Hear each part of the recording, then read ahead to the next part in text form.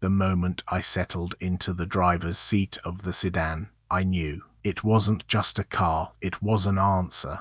The kind of answer that seems too perfect, too convenient, and yet, there it was, gleaming in the late afternoon sun on Mr. Abernathy's pristine suburban driveway. He was an older gentleman, meticulously organized, and his fastidiousness extended to every inch of the vehicle. The listing mentioned a barely used mid-size, and that was an understatement.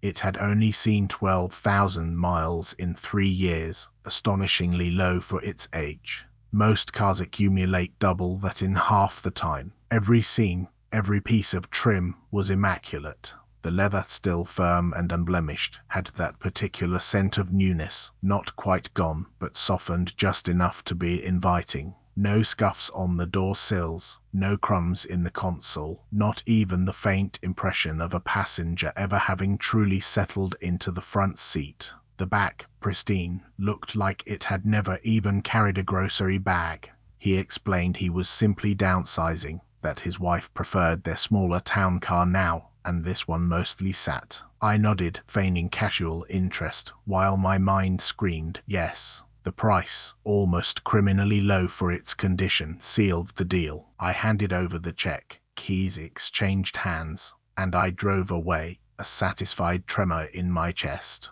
A fantastic bargain, a genuinely solid purchase. I couldn't have been more wrong. The first few days with the Viridian were uneventful, a smooth hum on my commute, the quiet satisfaction of a good acquisition. Then, as the initial novelty began to soften, a different note entered the symphony of my daily drive. It was subtle at first, a ghost of a fragrance, almost imperceptible, a faint, sweet floral, like dried petals pressed between the pages of an old book. I dismissed it as an air freshener from the previous owner, lingering in the upholstery despite my thorough cleaning. I'd even used an industrial-strength fabric deodorizer, a powerful chemical assault meant to obliterate any lingering scent. It had, I thought, done its job, yet it persisted. It was never strong, never cloying, just present. Always, and always, unmistakably, strongest in the passenger seat. When I leaned across to retrieve something from the glove compartment, it would bloom a little, a gentle puff of forgotten perfume, a soft, delicate essence that, while pleasant in isolation, became unsettling in its stubborn refusal to dissipate. I tried every trick. Windows down, blasting the air conditioning, even leaving a bowl of baking soda on the passenger floor overnight. Nothing. The Viridian held its secret scent close, an invisible passenger with a signature aroma. It wasn't unpleasant, not exactly, but it was a constant, gentle reminder that something about this car, something beyond the mechanics and the metal, was a little out of my control. It was a faint, perfumed breath in a space that should have been neutral, sterile, utterly mine. I told myself it was just a lingering scent, an old memory clinging to the upholstery, a trick of the mind, a ghost of the previous owner's commute, her signature perfume trapped in the fibers. It made perfect sense. I was overthinking it, but then, a few days later, as I was buckling up, my fingers brushed against something thin and dark, snagged right in the passenger side seat belt buckle. Not in the fabric, not on the seat, but deliberately, almost meticulously, woven into the clasp itself. I pulled it out. It was a single strand, remarkably long, a deep, midnight shade. My own hair, naturally, is much lighter, almost an ash blonde, and cut relatively short. I always drive alone, always. I'm particular about keeping my vehicle clean, a habit ingrained from years of solitary travel. There was no logical explanation for it to be there. No friend with hair that color had been in the vehicle, no colleague, no one. For a moment, I just held it, letting the silky strand drape over my fingertip. It felt foreign, not just to me, but to the sterile environment of my new-to-me transport. I considered the previous owner again, a woman, the dealership said. Perhaps she'd had long, dark hair. Yes, that must be it. A stray, dislodged during some abrupt stop or hurried exit. It had simply remained, a forgotten fragment. I flicked it out the open window, watching it dance for a second in the wind before vanishing into the blur of the passing scenery. But even as it disappeared, I felt a faint chill, a prickle of unease that had nothing to do with the air conditioning. The next morning, the sun was a thin, watery presence, struggling to burn through a sky heavy with impending rain. I walked out to the driveway, keys already jangling, my mind on the day's tasks. As I approached the passenger side of the sedan, something caught my eye, something that made me pause mid-stride. There, on the inside of the window, just above where the armrest would be, was a faint pattern. It was condensation, wispier and translucent, but its shape it wasn't random. It was unmistakably a handprint. Not a child's, but smaller than my own, with slender, elongated fingers. The car had been locked all night, bone dry. There hadn't been a soul near it since I parked it. My breath hitched. I reached out, my own hand trembling slightly, and pressed my palm against the cool glass. The condensation vanished instantly, absorbed by the warmth of my skin, leaving behind only a brief, smudged residue. I pulled my hand back, staring at the now clear glass, then at my fingers, as if expecting some faint residue of the impossible. The unease from yesterday's fallen leaf intensified, solidifying into a cold, hard knot in my stomach. It was just condensation, I told myself. A trick of the light, a remnant from some previous journey I hadn't noticed. But the precision of it, the undeniable form, it lingered in my mind like a phantom touch, a silent accusation against my reason. The highway hummed a monotonous tune, a counterpoint to the thrumming in my own chest that morning. I tried to dismiss the lingering image of that indentation, to chalk it up to a tired mind playing tricks. The sun was bright, the air crisp, and the car, despite its unsettling habit of collecting spectral impressions, felt solid, reliable. I was halfway to the city, lost in the ebb and flow of traffic, when it happened again. Just a subtle thing, barely noticeable, but it snagged my attention like a burr on a sleeve. The radio. It had been playing some innocuous pop song, a low background murmur, when suddenly, the volume nudged itself up. Not a blast, not a surge, but a deliberate 2-point increment on the digital display. My hand hadn't touched the dial, my sleeve hadn't brushed it. I stared at the numbers, frozen, my breath catching. Then, just as quietly, just as precisely, it dropped back down to its original setting. 2 points. As if someone had leaned over, considered the sound, adjusted it, and then, satisfied, returned it to where it had been. My fingers instinctively clamped around the steering wheel, knuckles white. A faulty button, I reasoned, my voice thin even to my own ears. A momentary static burst, a glitch in the old circuitry. But the exactness of it, the rise and fall, it felt less like an error and more like an acknowledgement. As if something in that passenger seat, still empty, still pristine, had just made its presence a little more known. It was a subtle thing at first, a sensation I dismissed as the usual give and take of an older vehicle. A slight tilt, a faint shift in equilibrium when I took a curve, or slowed a bit too quickly. The kind of sensation you feel when a passenger in the seat beside you braces themselves, or leans into a turn. Only, there was never anyone there. The leather remained smooth, uncreased, reflecting the pale afternoon light without interruption. Yet, the feeling persisted, growing more defined with each passing day. It wasn't just a general lean now, it was a distinct impression of weight settling, a gentle sinking, a yielding of the cushion, most pronounced on my right side. Sometimes, I'd swear I could feel the rebound, a faint spring back to emptiness. A microsecond after the turn was complete or the brake released. It was like an exhale, quiet and complete. I'd glance over, my eyes sweeping the empty space, half expecting to see an imprint, a momentary depression in the upholstery, but there was never anything, just the even, undisturbed surface.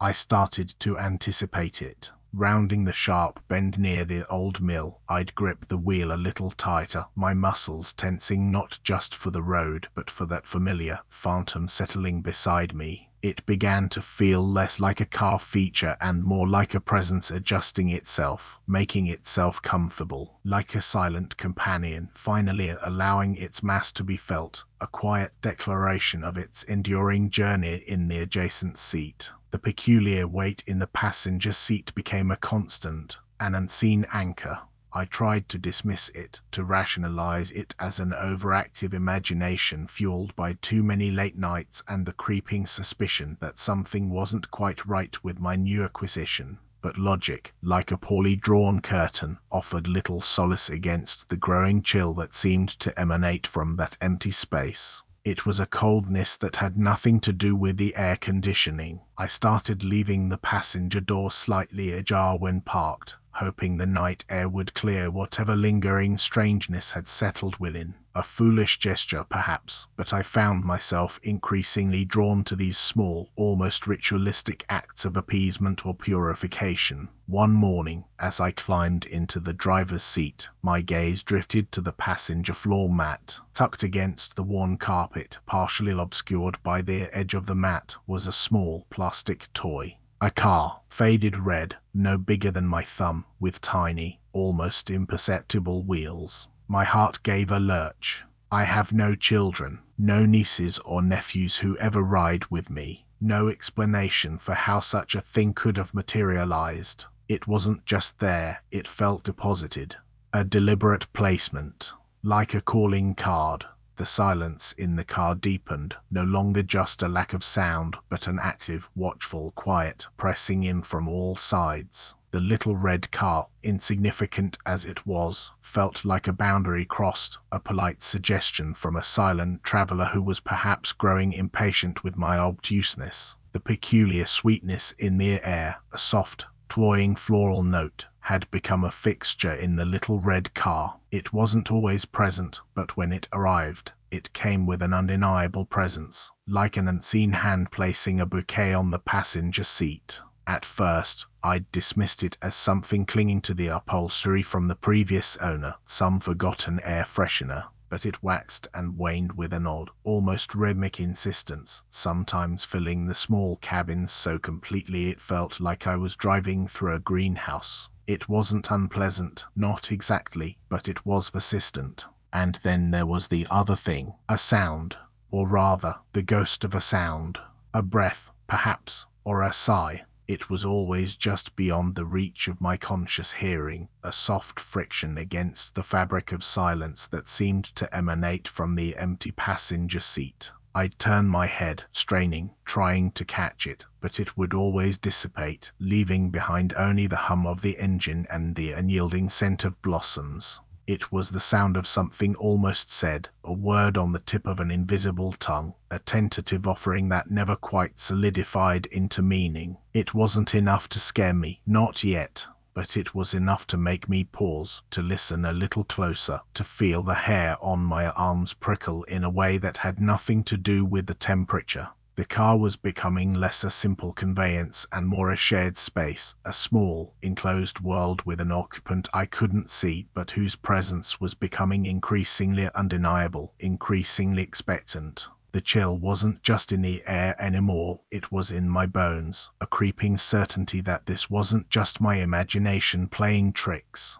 The increasing oddities, the faint scent of something that wasn't exhaust or old upholstery, the way the passenger window sometimes seemed to gleam with an unnatural condensation even on a dry morning, it all pushed me towards a single, unsettling conclusion. There was something else in the vehicle, someone. I needed answers, a rational explanation, or at least a name for the gnawing unease. I found the car's identification number, a series of digits etched onto a small plate on the dashboard, and typed it into a search engine. The results came slowly at first, general sales information, then a flicker of something more specific. A news article, dated just a few months prior. The headline was stark, a local report about a tragic incident. My breath caught in my throat. It was about a hit and run, and the car, pictured in the article, mangled and grim, was undeniably mine. The details blurred, but one fact emerged with horrifying clarity. A young woman, the car's previous owner, had been killed in that very impact. In this very vehicle, the screen glowed with the image of her face. A girl with kind eyes and a faint smile, her life abruptly extinguished, and suddenly, the chill made sense. The presence had a history, a name, a face. My fingers trembled on the keyboard, the screen's light a cold mirror to my pale face. She had a name, Sarah. The news report was stark, unyielding, a digital epitaph for a life cut short too soon. It detailed the collision, a sudden swerve, the sickening crunch of metal on metal, and then the words that punched the air from my lungs, pronounced deceased at the scene, still within the passenger compartment of the vehicle. This vehicle, the one I now owned, the one that sat in my driveway, breathing its silent, impossible breath. The impact, the report confirmed, had been predominantly on the passenger side, a violent, crushing force that had stolen her last breath right there, in that very seat. My gaze drifted, unbidden, towards the passenger window, now a dark, reflective panel in the night. I could almost hear the shriek of tires, the rending groan of steel. The chill, which had been a vague, unsettling guest, now felt like an occupant, fully settled, a permanent fixture in the space where her life had ended. It wasn't just a lingering impression, it was a physical weight, an enduring sorrow. I was driving a hearse, a mobile tomb, and she was still inside, a spectral companion in the seat beside me. Every unexplained sensation, every fleeting glance in the rearview mirror, every impossible cold spot now coalesced into a terrifying,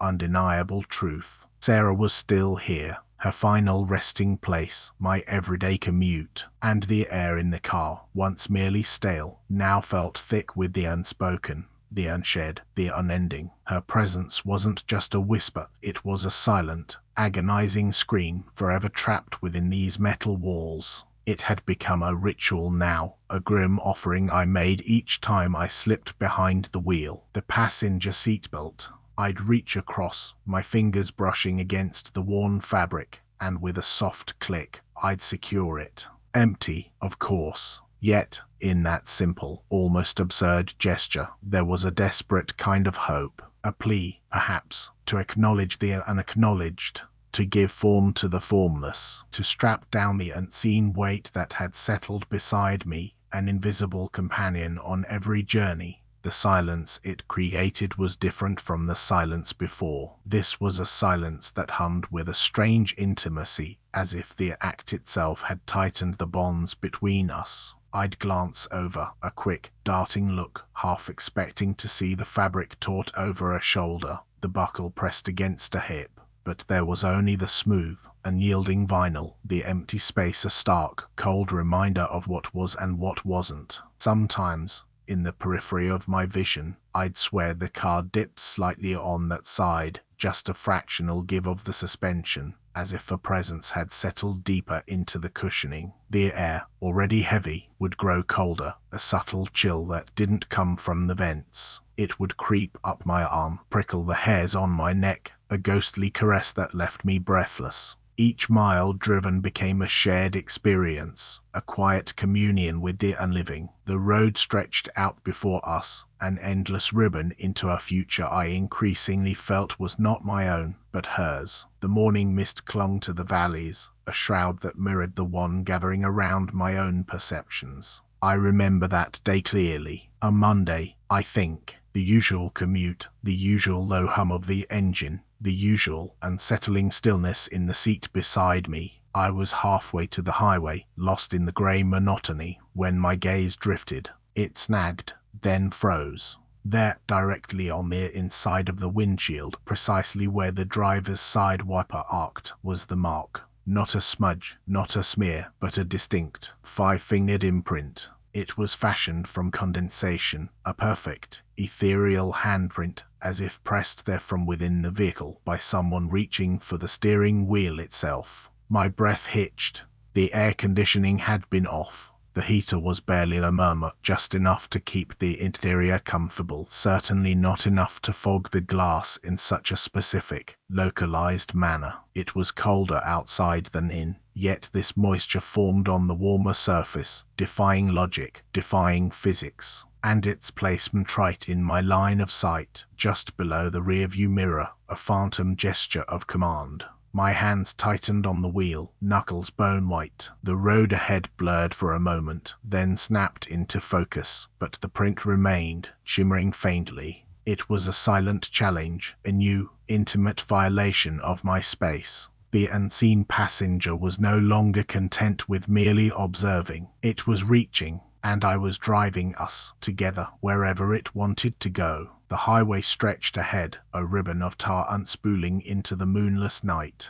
My grip on the wheel was a white-knuckled testament to the frantic thrumming in my chest. Each mile marker seemed to tick off not just distance, but a descent deeper into something I couldn't name, but could undeniably feel. The faint vibration from the passenger side, that almost string, had subsided, but the stillness it left behind was far more unsettling. It was the quiet of a predator, satisfied for the moment, but ever present. I tried to focus on the lines of the road, the rhythmic hum of the engine, anything to anchor myself to the tangible world. My eyes, however, kept darting to the passenger seat. It was empty, of course, always empty. A trick of the light, I told myself, a phantom limb of my own terror manifesting in the periphery. But the feeling, the presence, it clung to the fabric of that seat, a palpable weight pressing down even when nothing was there. Then, a flicker. My gaze, drawn to the side mirror, caught it, not in the mirror itself, but reflected within the car's interior, in the passenger window. A face, pale, indistinct, like an old photograph fading into sepia. It wasn't looking at me, but forward, out into the rushing dark. A sudden cold, sharp as glass, prickled my skin. My breath hitched, a strangled sound in the quiet cabin. I whipped my head to the right, heart hammering against my ribs. Nothing, just the dark, empty expanse of the passenger seat. The reflection, a fleeting, impossible vision, was gone, but the image, that unsettling, forward-gazing profile, burned behind my eyelids, an indelible stain on the canvas of the night. The lingering chill in the car's interior deepened, a cold that wasn't from the outside air. It seeped into my bones, even as the heater hummed uselessly. That scent, the faint, cloying sweetness I'd dismissed as old air freshener, began to bloom, growing heavier, thicker. It was like lilies left too long in stagnant water or a forgotten, overripe fruit. It clung to the upholstery, to my clothes, threatening to suffocate me in the small space. Then the whispers started, not outside, not from the radio, but inside the confines of the vehicle, a murmur just at the edge of hearing. It was like sand sifting through paper, a rustling of dry leaves, too indistinct to form words, yet undeniably there, a constant, low thrum against my eardrums. I pressed a hand to my ear as if to cup the sound, but it only seemed to draw it closer, to amplify its presence from the passenger side. And the weight it returned, not just a shift in the suspension, but a palpable pressure. It was as if someone had settled into the vacant seat, a heavy, sorrowful presence sinking into the worn fabric. A profound, aching sadness began to emanate from that empty space, a longing so desperate it twisted my own stomach into knots. It wasn't my sorrow, yet it wrapped around me, a cold, wet blanket. It was a yearning so deep, so profound, it felt ancient, as if it had been waiting, silent, for years to finally be felt. And I, inexplicably, was feeling it all. The highway blurred. My vision, strangely, wasn't the issue. It was the sheer weight of whatever was pressing in on me from the passenger side, a presence that had thickened almost imperceptibly, hour by hour since I'd left the city limits. This wasn't just a chill or a prickle of unease anymore. It was an actual physical sensation, like trying to breathe underwater.